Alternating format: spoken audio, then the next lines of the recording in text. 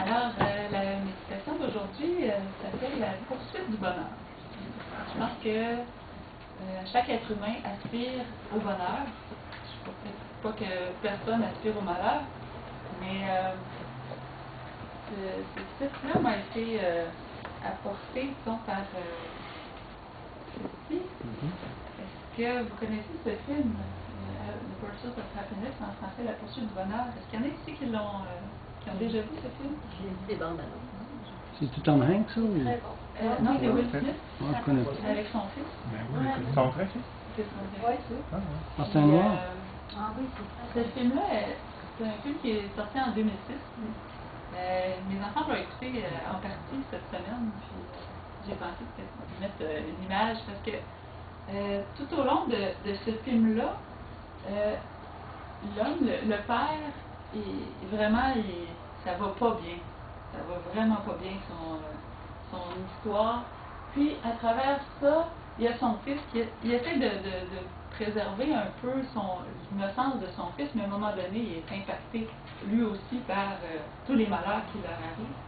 Et puis, le fil autour duquel est brodée toute l'histoire, c'est une phrase qui se retrouve dans la Déclaration d'indépendance américaine. J'avais ici une reproduction de l'original, avec toutes les... tout le tour, on voit les photos de tous les signataires de la Déclaration d'indépendance. Et puis, je ne vais pas vous la lire au complet, bien entendu, mais il y a certains mots là-dedans qui nous interpellent en tant que chrétiens.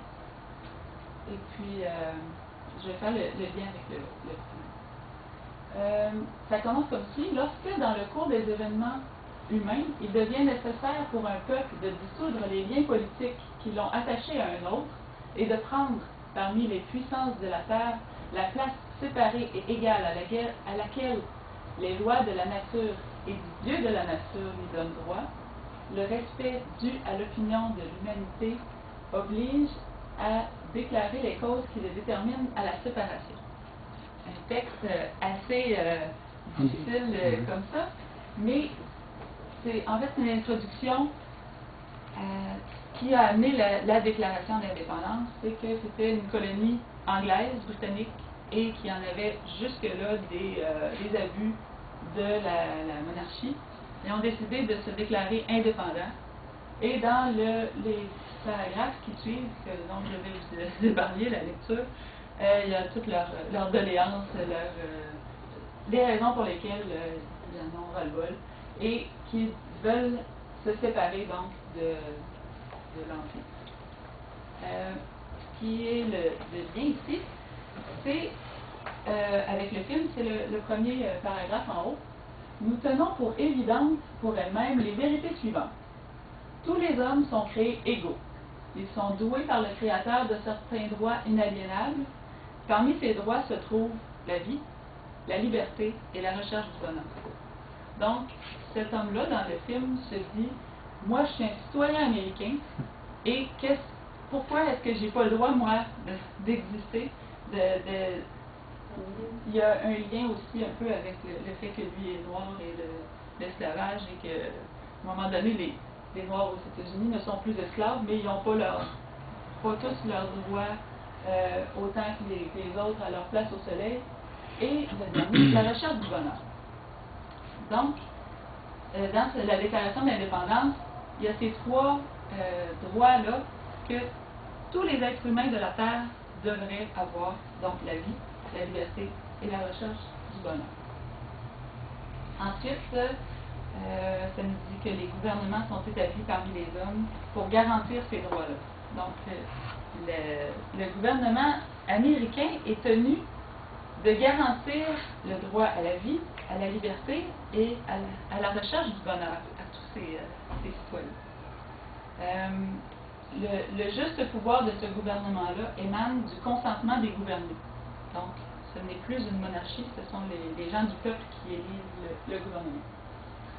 Toutes les fois qu'une forme de gouvernement devient destructive de ce but, donc la liberté, la vie et la recherche du bonheur, le peuple a le droit de la changer ou de l'abolir et d'établir un nouveau gouvernement en le fondant sur les principes et en l'organisant en la forme qui lui paraît le plus propre à lui donner la sûreté et le bonheur. Donc, ça, c'est mon introduction à la poursuite du bonheur. Ça, c'est la démarche qui a eu c'est en 1777, oui. Avant l'esclavage des Noirs. Avant la oui, présidence. c'est ça. C'est quand même intéressant de voir. Donc, je vais vous amener ici. La Constitution américaine, elle, était un petit peu plus tard, en 1787. Et justement, on voit la date 1807, c'est la date de l'abolition de l'esclavage aux États-Unis. Donc, c'est tout ce qui a été écrit avant, c'était pour la liberté des citoyens américains, mais on voit que c'était pas pour tous. Mais ça a été rectifié par la suite, on voit bien. Donc, ensuite, la Constitution américaine. Elle a été signée plus tard. Elle établissait un gouvernement aux prérogatives limitées. Prérogatives, moi, ça ne me dit rien, c'est comme des privilèges. Donc, ça limite les pouvoirs, autrement dit, du gouvernement. Elle est tenue de respecter les droits fondamentaux des citoyens, ceux qu'on a énumérés avant, et elle est fondée sur la séparation des pouvoirs qui doivent se contrôler et s'équilibrer l'un l'autre. Donc, c'est ce qu'on va voir aujourd'hui que dans l'histoire des États-Unis, il y a eu des moments où cette constitution-là a été menacée. Puis, bien sûr, puisque les États-Unis sont on va dire le centre de l'univers, sont le nombril de notre monde, lorsque quelque chose se passe aux États-Unis, c'est comme si la planète entière en était affectée. On va se reporter quelques années plus tard. On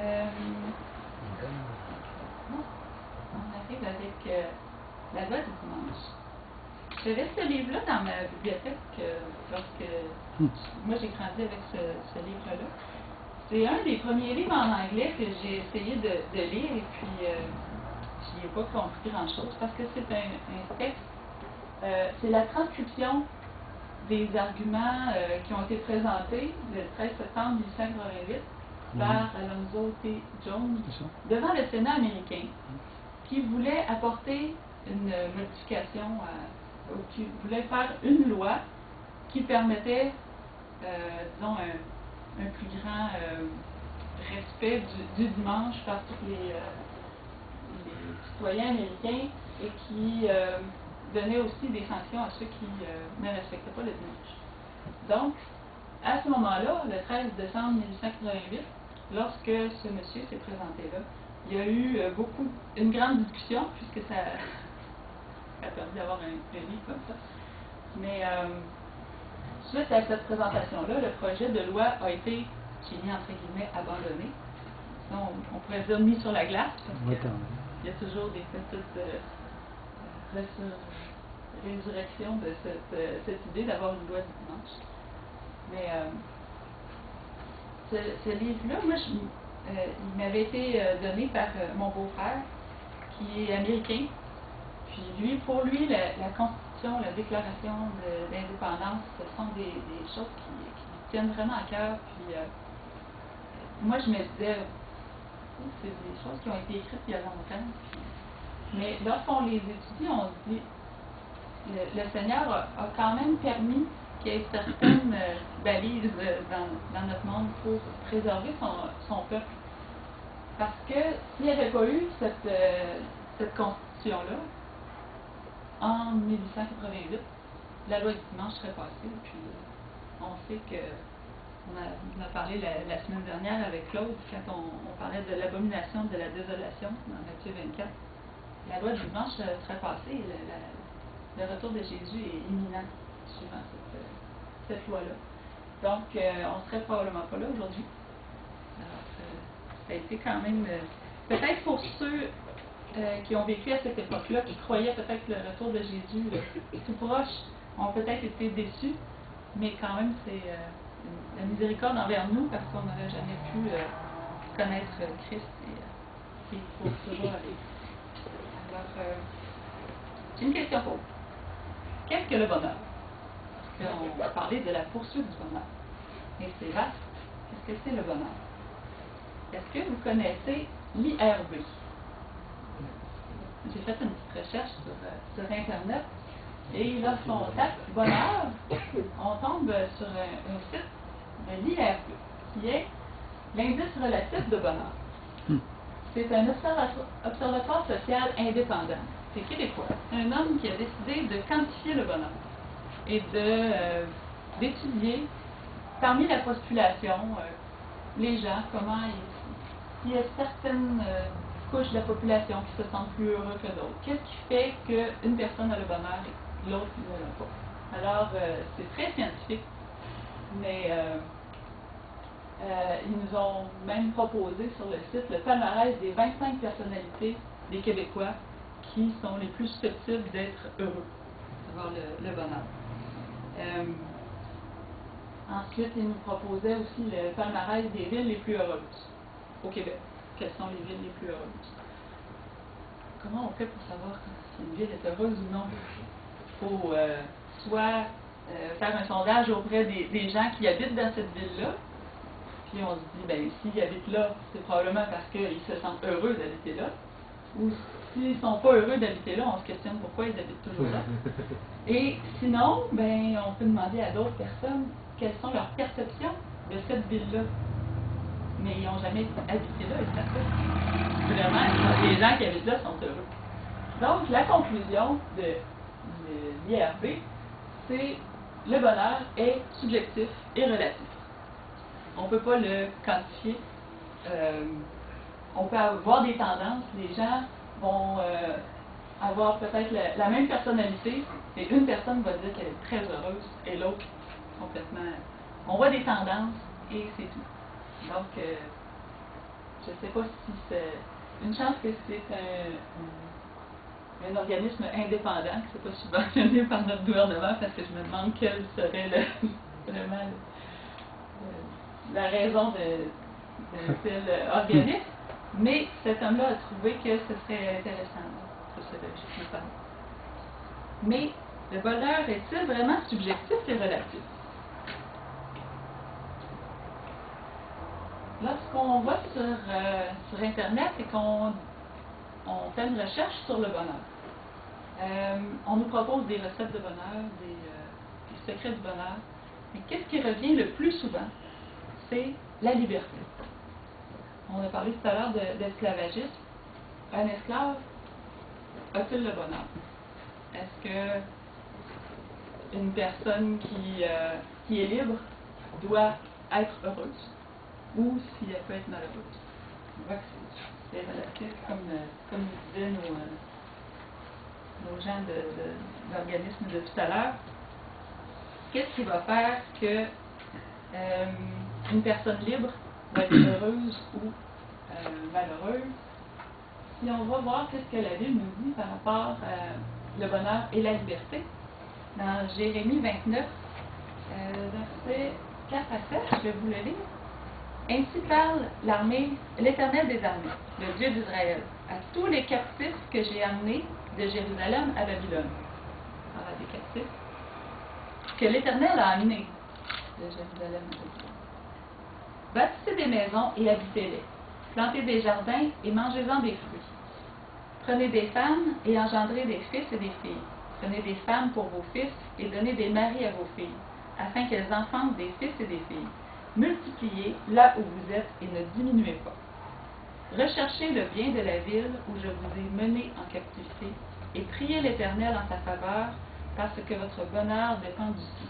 Amen. Donc, le bonheur dépend-il de notre liberté?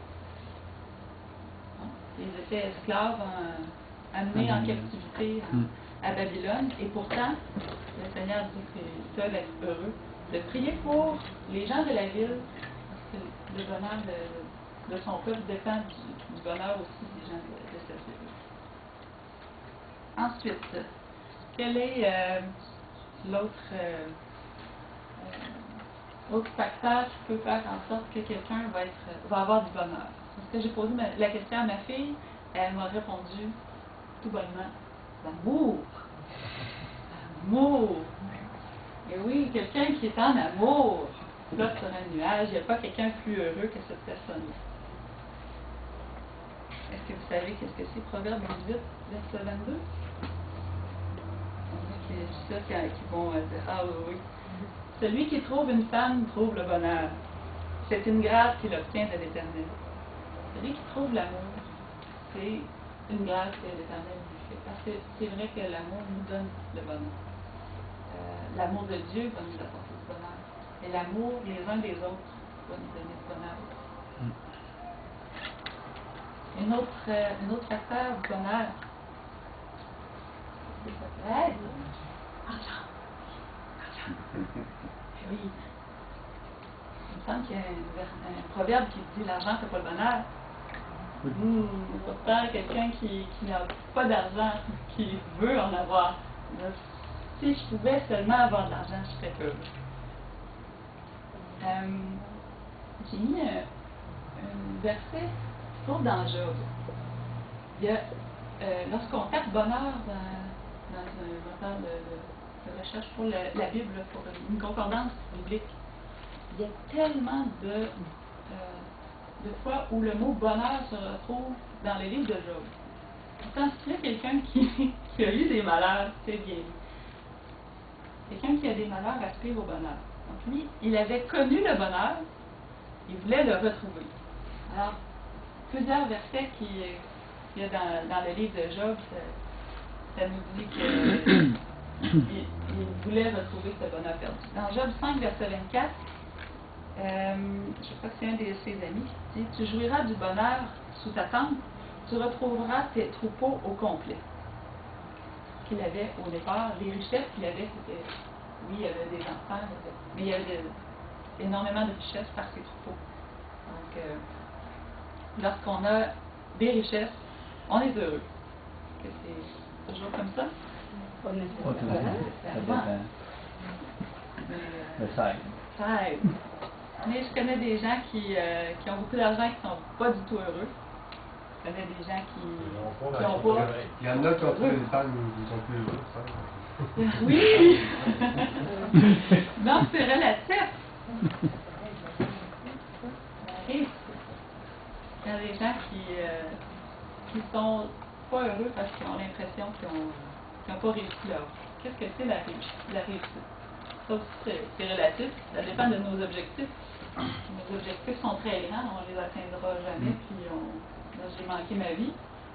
Une autre à côté qui va avoir mis ses objectifs plus modestes va dire j'ai réussi ma vie, j'ai réussi tous mes objectifs. Qu'est-ce que la Bible nous dit par rapport à la réussite?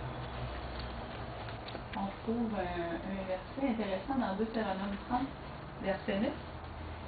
L'Éternel, ton Dieu, te comblera de bien en faisant prospérer tout le travail de tes mains, le fruit de tes entrailles, le fruit de tes troupeaux et le fruit de ton sol. Car l'Éternel prendra de nouveau plaisir à ton bonheur, comme il prenait plaisir à celui de tes pères. La réussite, c'est ça, c'est lorsque... c'est dans le verset tout à l'heure. Tout ce qu'il fait, il réussit. Seigneur béni. Lorsqu'on fait quelque chose, on met ce projet-là dans les plans aussi de Dieu. Seigneur béni énormément. C'est le souhait le plus cher de l'Éternel que de voir son peuple heureux. L'Éternel prendra de nouveau plaisir à ton bonheur. Ça amène du plaisir à Dieu lorsqu'on réussit.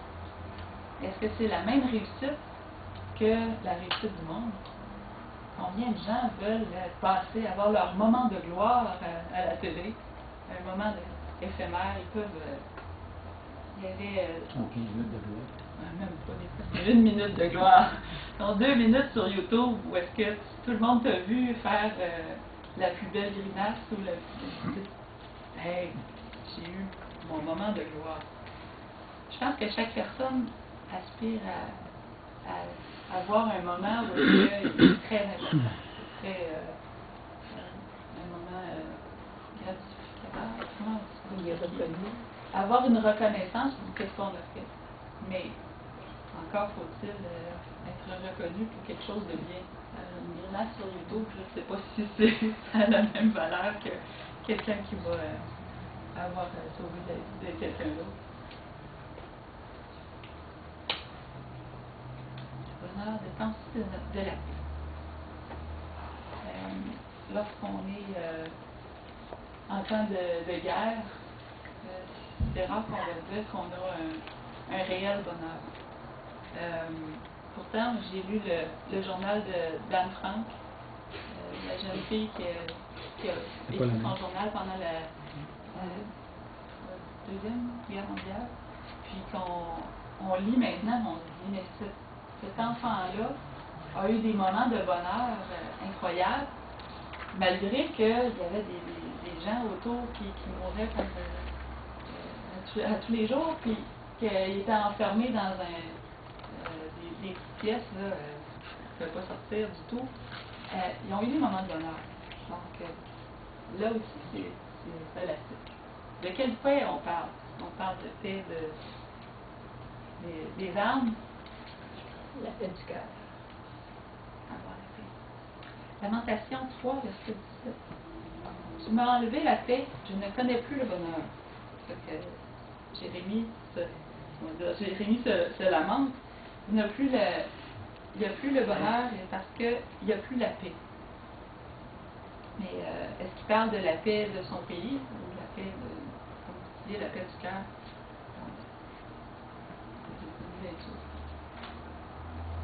Le bien-être.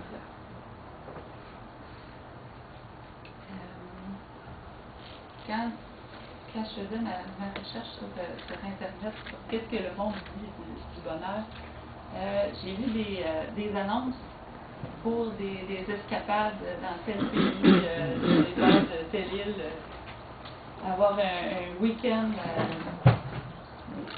Pourquoi ça tombe dans les premières choses qui sortent quand on fait une recherche sur le bonheur? C'est parce que les gens ont soif de bien-être, puis les vacances, c'est souvent là où est-ce qu'on va se retrouver en famille, le stress va descendre. Le bien-être, c'est ça, c'est aussi d'être avec des gens qu'on aime, d'être dans un endroit qu'on aime aussi. Ésaïe 48, verset 18, nous rappelle qu'est-ce que c'est le vrai bien-être. Oh, si tu étais attentif à mes commandements, ton bien-être serait comme un fleuve et ton bonheur comme les flots de la mer. Lorsque on pense au bien-être d'être sur le bord d'une plage, oui, on est bien, mais c'est éphémère. Lorsqu'on est en accord avec les commandements de Dieu, en accord avec la volonté de Dieu, il n'y a pas de bien-être plus grand que ça. De savoir qu'on est amoureux de Dieu. Un qui revient un peu à la réussite, c'est le statut, soit statut professionnel, statut social. Certaines personnes vont sentir qu'ils seront plus heureux s'ils n'ont plus leur position qu'ils avaient. Je connais une personne que j'aime bien, j'aime beaucoup même, qui a vécu dans une certaine situation, puis là, la situation est en train de basculer, l'impression que son monde s'écroule. Mais le bonheur, c'est pas juste d'avoir un certain statut ou d'avoir certains biens. C'est pas le bonheur selon Dieu, c'est plus grand que ce statut-là. Mais le Seigneur nous promet quelque chose quand même. Dans Psaume 65, verset 4 ou verset 5, dépendamment des Bibles. J'avais 2 Bibles à la maison, puis c'était pas le même verset les deux. Heureux celui que tu choisis et que tu admets en ta présence. pour qu'il habite dans tes palaces.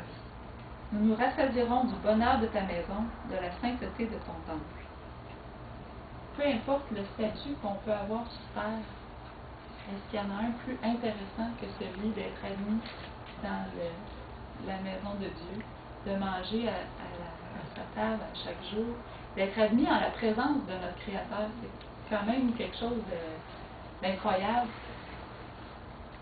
Peu importe qu'on ait été roi ou qu'on ait été esclave sur terre, lorsqu'on est au ciel, tout le monde va avoir le même statut.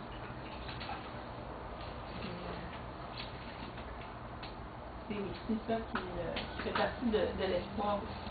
L'espoir de certains. Le bonheur, c'est d'avoir une espérance. Vous savez, l'espérance du retour de Jésus, l'espérance d'une vie meilleure au ciel, ou d'avoir le péché qui est enlevé complètement de notre terre. C'est notre espoir, notre espérance. On dit que quelqu'un qui ne mange pas pendant tant de jours, pendant 40 jours, je crois, va mourir.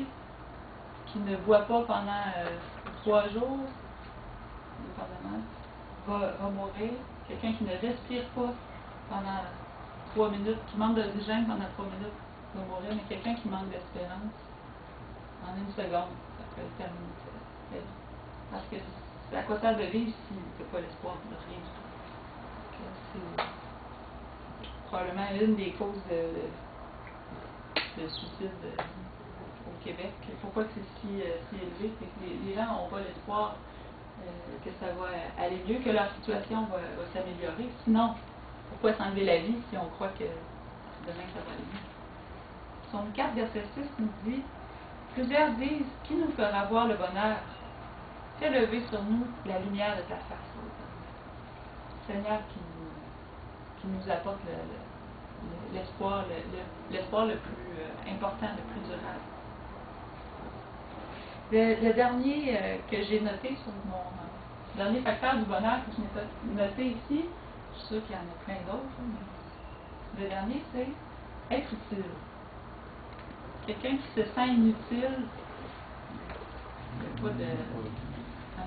Qu'est-ce qu'il peut faire? Mais être utile, c'est... même le Seigneur nous en parle lui-même. Ça fait un petit clin d'œil à mon ami Richard. Dans Acte 20, verset 35, je vous ai montré de toute manière que c'est en travaillant ainsi qu'il faut soutenir les faibles. Être utile de cette façon-là. Et se rappeler les paroles du Seigneur qu'il a dites lui-même. Il y a plus de bonheur à donner qu'à recevoir. Est-ce que c'est quelque chose qui est demandé aux gens autour? Est-ce qu'il y a plus de bonheur à donner ou à recevoir? La plupart des gens vont dire à recevoir. Mais Jésus nous disait que c'était en donnant qu'on a le plus de bonheur. C'est révolutionnaire, n'est-ce pas? Ah oui.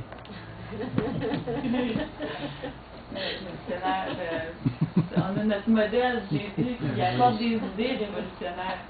Parce que c'est pas le monde, c'est pas la chair qui dit je veux donner pour être heureux. Être utile en apportant la bonne nouvelle de Christ. Il n'y a pas d'utilité plus grande que d'apporter la lumière de Christ dans notre monde. Être utile lorsqu'on voit quelqu'un qui a besoin d'une parole d'encouragement, qui a besoin qu'on lui tende la main pour quelque chose. Il n'y a rien qui va nous faire grandir plus que ça, qui nous apporte de la joie.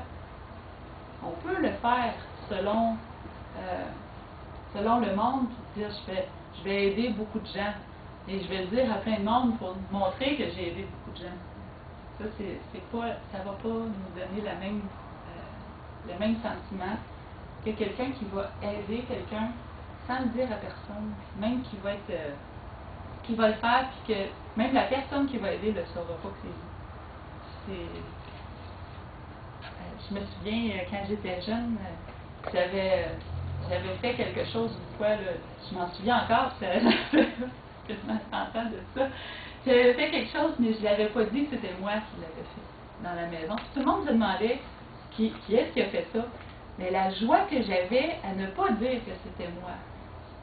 La joie de l'avoir fait, oui, mais que personne sache qui fallait remercier pour ça.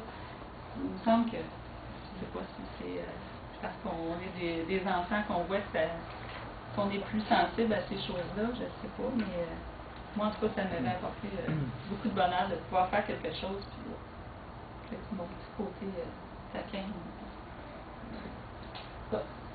Qu'est-ce que le bonheur, donc, c'est d'avoir tout ça en même temps, ou un, ou deux, ou trois, ou quatre. Est-ce qu'il y en a qui sont plus importants que d'autres?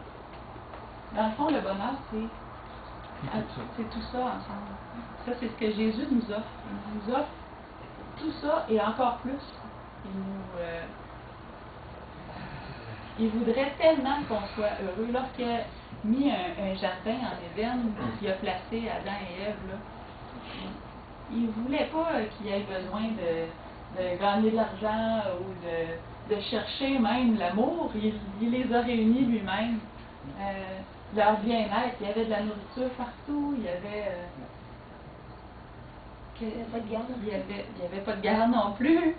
Donc, lorsque Dieu a créé l'humanité, il avait déjà tout préparé ça. Il a tout fait pour nous déjà. Le bonheur. J'ai mis un petit tableau. Le bonheur selon le monde et le bonheur selon Dieu. Quand j'ai fait ma recherche sur Internet, donc quand on veut faire un sondage rapide, là, Internet, c'est parfait. On a des idées de partout dans le monde. On voit les tendances en même temps. Lorsque je fais ma recherche sur Internet, ce que j'ai trouvé le plus, c'est des recettes de bonheur. Donc, ça nous prend une pincée d'amour, une cuillère à thé de... plein de recettes. C'est poétique, c'est beau. Des recettes aussi, recettes miracles, comme on pourrait dire. Comment être heureux. Envoyez-moi tant d'argent, puis je vais vous dire qu'est-ce que c'est la recette du bonheur. Ça, il y a de tout sur Internet. Il y avait aussi plusieurs sites qui nous calculaient notre bonheur ou qui nous prédisaient notre bonheur selon notre signe astrologique, selon notre prénom. Si je m'appelle Julie, j'ai plus de chances d'être heureuse que Nathalie ou Chantal, ou je ne sais pas. D'après mon prénom, là, je suis prédestinée à avoir plus de bonheur qu'un autre. Selon notre chance, ça, je ne suis pas allée voir celui-là. Selon notre personnalité, ça, je m'ai parlé tout à l'heure. Mais il y avait aussi le secret. Il y a beaucoup de secrets du bonheur. Il y a même le film, le livre, The Secret. C'est vraiment... Juste le site là, de The Secret, c'est vraiment époustouflant de voir combien c'est accrocheur. Puis, vraiment le goût de lire le livre, d'aller voir le film. Et si tous ces hommes-là, comme Napoléon, Einstein, je ne me souviens pas, tous les autres, il y avait ce secret-là, eux autres, puis qu'ils se le transmettent d'une personne à l'autre. Pourquoi est-ce que moi, je serais laissée en dehors de ce secret-là? Ça donne le goût d'aller le voir. Sauf que, parallèlement, dans le secret, il y a aussi beaucoup de sites qui dénoncent ça parce que c'est ce que les psychologues appellent la pensée magique, ou la pensée créatrice. En demandant le bonheur à l'univers, que le bonheur va nous arriver, c'est un peu enfantin comme façon de penser, comme façon de voir la vie, mais c'est aussi très dangereux parce que lorsqu'on parle à l'univers, moi donc je préfère parler à Dieu parce que dans l'univers, on ne sait pas qui va nous répondre. Mais il y a beaucoup de choses sur le site de Secret que c'est lié à la magie. Donc, il faut se défier un petit peu. En tout cas, ils sont très inventifs, ces gens. L'autre colonne, selon Dieu, on a vu tout à l'heure que Dieu prend plaisir à notre bonheur. un autre texte dans Job 22, verset 1. Job nous dit, je ne sais pas si c'est lui qui dit ça, j'aurais dû regarder. Attache-toi donc à Dieu et tu auras la paix, tu jouiras ainsi du bonheur. Probablement que c'est plus un synonyme qui a dit ça. Mais c'est un bon conseil quand même. S'attacher à Dieu pour avoir la paix et jouir du bonheur. Dans Ésaïe aussi, 66, verset 11, afin que vous soyez nourris et rassasiés du lait de ses consolations, afin que vous savouriez avec bonheur la plénitude de sa gloire. Savourer la gloire de Dieu. Lorsqu'on va être au ciel, on va être témoin de cette gloire-là. Mais aujourd'hui, est-ce qu'on peut aussi être témoin de cette gloire-là, puis avoir du bonheur à voir les manifestations de Dieu autour de nous? Si on est attentif, même des fois, on n'a même pas besoin d'être attentif tellement c'est flagrant, mais si on veut avoir du bonheur, c'est de voir les moments où est-ce que Dieu fait des choses incroyables, puis de le louer pour ça. Jérémie 32, je vais vous lire 38 et 39. Dieu nous dit, « Ils seront mon peuple, et je serai leur Dieu. Je leur donnerai un même cœur et une même voix, afin qu'ils me craignent toujours, pour leur bonheur et celui de leurs enfants après eux. » Changer notre cœur, avoir un cœur qui est selon Dieu, pas un cœur selon les aspirations de ce monde, mais un cœur selon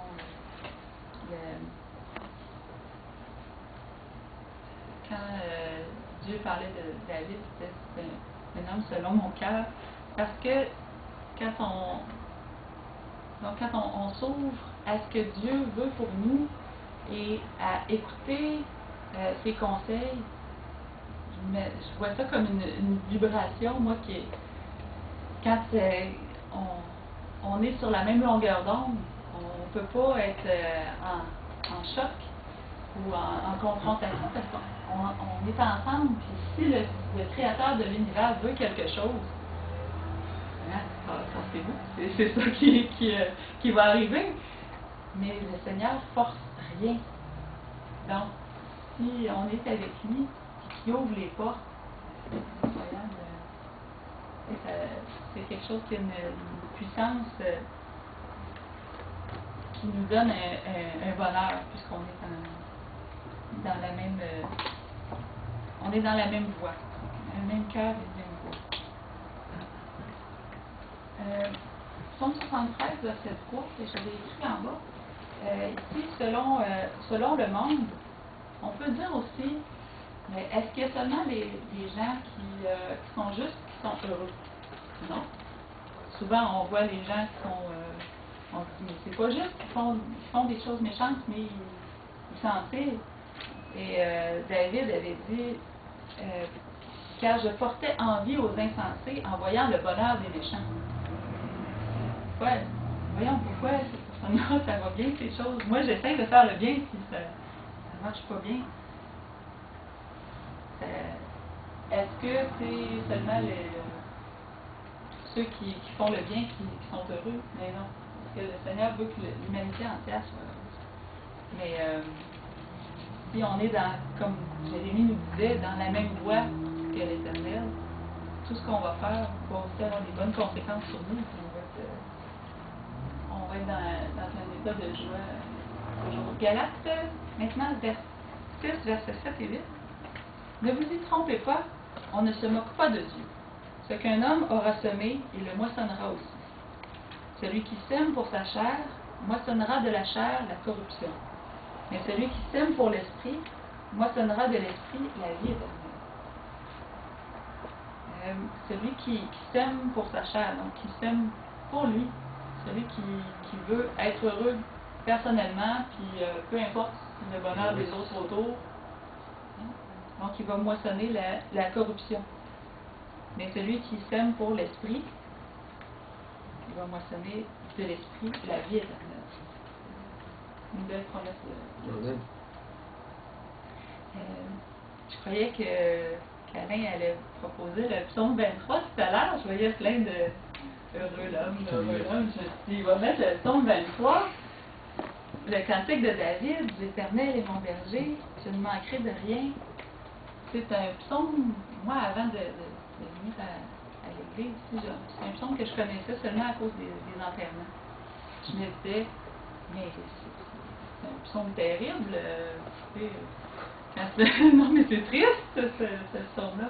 Pourtant, il me fait reposer dans de verts pâturages. Moi, je me disais, ben oui, quand je vais mourir, je vais reposer dans de verts pâturages. Mais qu'est-ce que ça me donne, ça, que les pâturages soient verts? Je suis morte.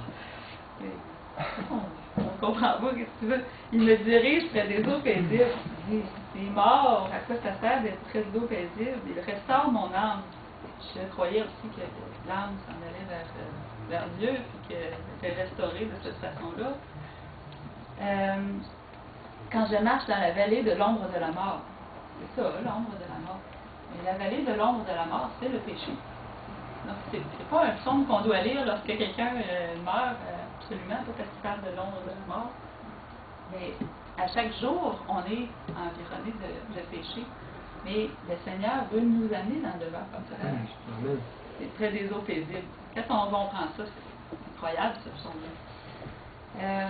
Et ça se termine en disant, oui, le bonheur et la grâce m'accompagneront tous les jours de ma vie, et j'habiterai dans la maison de l'Éternel jusqu'à la fin de mes jours.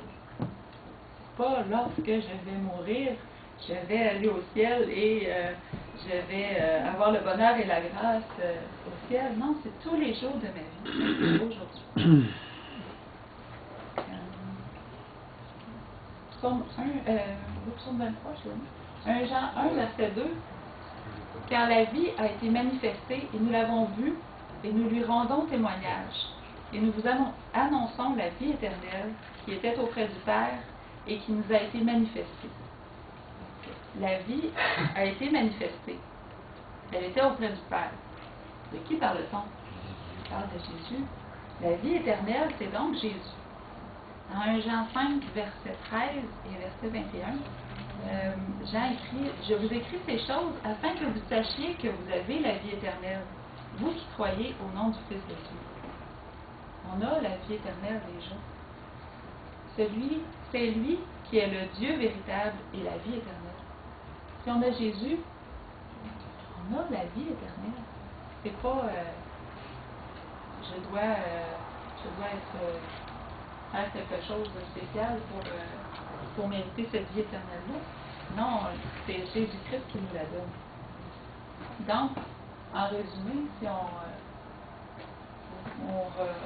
revoit le bonheur selon le monde, ben c'est subjectif et relatif.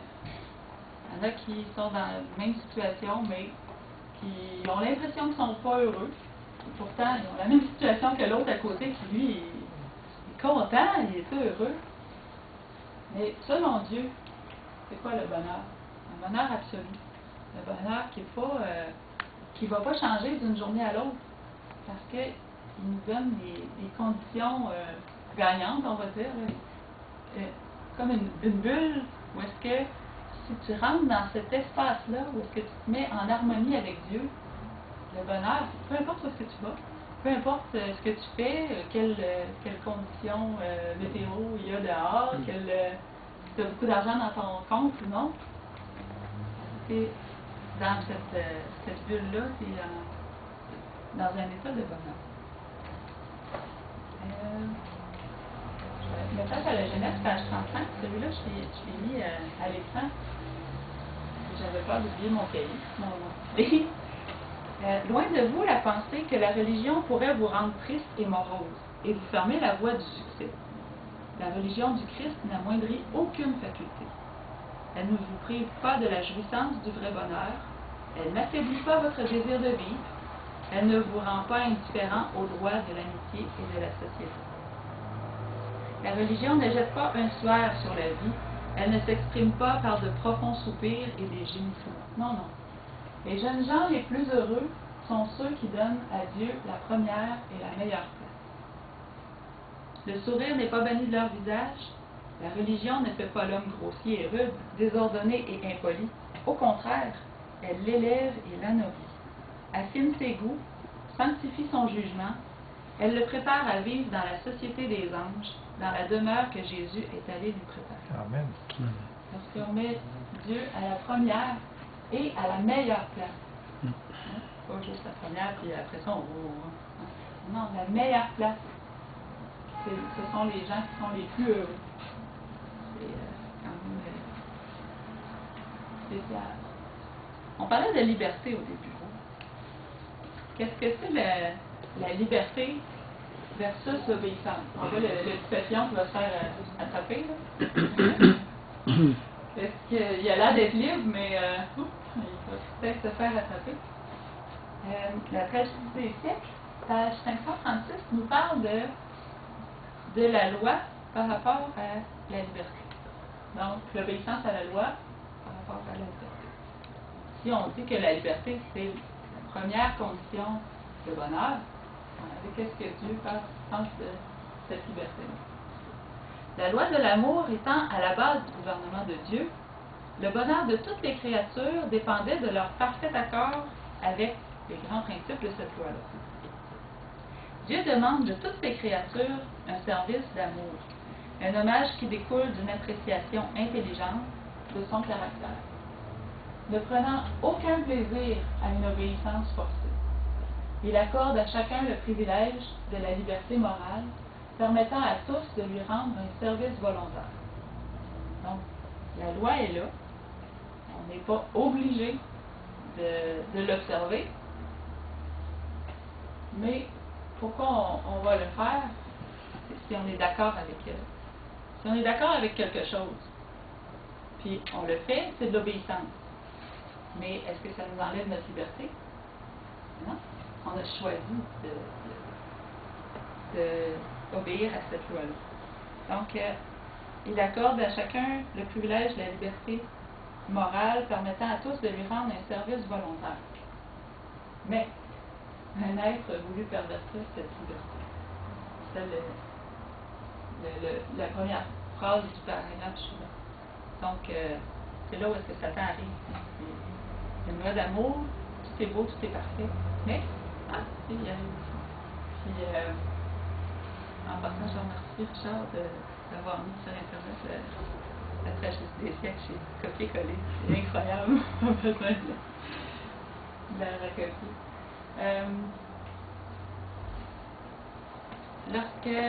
Lorsqu'on voit l'image ici, là, Prophète et roi, page 237.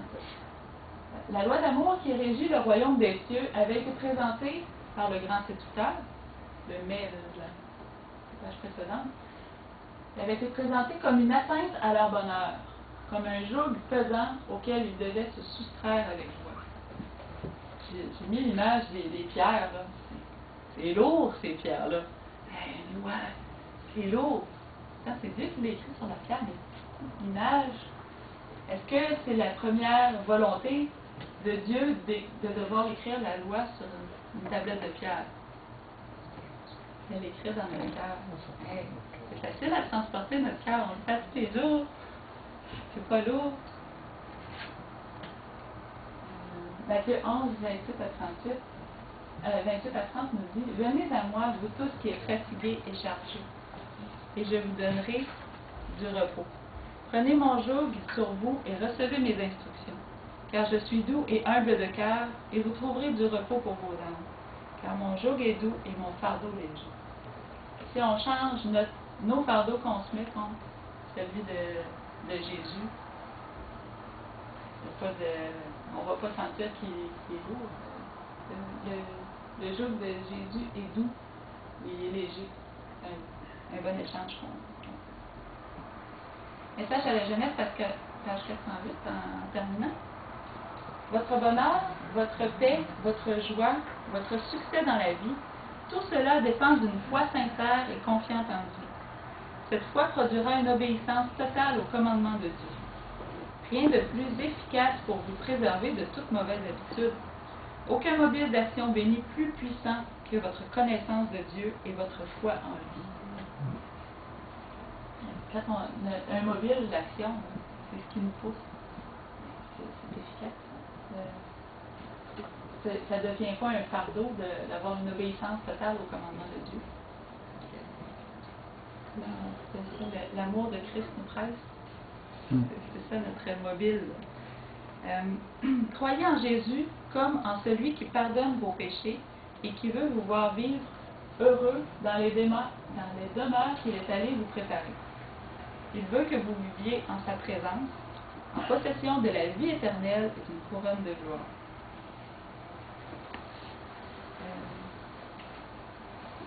Mon village, c'est clair, c'est le bonheur, il me semble que c'est joyeux.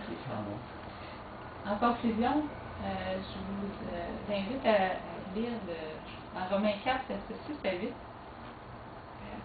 De même, David exprime le bonheur de l'homme à qui Dieu impute la justice sans les œuvres. Heureux ceux dont les iniquités sont pardonnées et dont les péchés sont couverts. Heureux l'homme à qui le Seigneur n'impute pas son péché. Pourtant, l'humanité entière était impactée par ce péché-là, mais l'humanité entière est heureuse en Christ. Elle a le bonheur en Christ parce qu'on est tous libérés de ce péché. Oui. On rentre tous dans la bulle de bonheur de Dieu, celle qui voudrait qu'on vive à chaque jour, puis il ne veut pas qu'on habite sur cette terre où est-ce qu'on a des obstacles, où on a des choses qui nous arrivent qui ne sont pas agréables. Il voudrait qu'on soit toujours dans cette harmonie-là avec nous, qu'on soit toujours dans cette bulle de bonheur. Alors moi, je vous invite en tout cas à rester en communion avec Dieu, et puis à lui remettre tous vos plans pour toujours connaître qu'est-ce que c'est la volonté de Dieu, qui vous mette dans votre cœur la volonté et le mobile, disons, qu'on disait tout à l'heure, la façon d'agir qui soit en harmonie toujours avec ses commandements. Pas comme quelque chose qu'il faut faire, mais quelque chose qu'on prend plaisir à faire. Parce qu'on a un plaisir, c'est sûr qu'on ne peut pas être autre part que dans un état de bonheur. C'est ma méditation pour vous aujourd'hui. Une prière. Ça a été un petit peu long, mais je suis un petit peu stressée pour... oui, un petit peu stressée pour... je savais pas trop combien de temps je t'avais préparé. Merci. Merci à vous aider.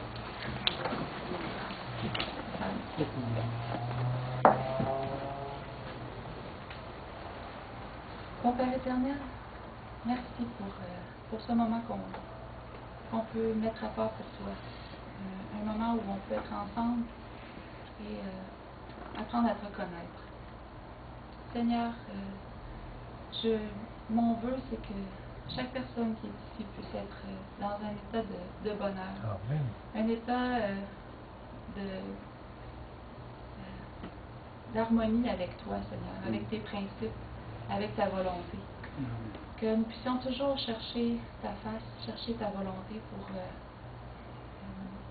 que notre vie ici soit facile, qu'on ne se mette pas dans des pétrins inutiles. Et Seigneur, qu'avant tout, nous puissions chercher à faire ta volonté et à apporter ta lumière aux gens autour de nous. Que nous puissions être transformés par ton amour, que nous puissions vivre ce que tu as planifié pour nous, Seigneur. Je te prie pour ce groupe ici à Sainte-Foy. Tu connais ton peuple, Seigneur. Tu désires qu'ils te connaissent aussi. Que nous puissions rayonner autour de nous. Que nous puissions apporter ton amour dans ce monde. Que nous puissions, avant tout, vivre cet amour, les uns envers les autres. Seigneur, pardonne nos manquements, et que nous puissions toujours être des bénédictions les uns pour les autres, et que tu puisses nous bénir en ce jour de ça. Au nom de Jésus. Amen. Amen.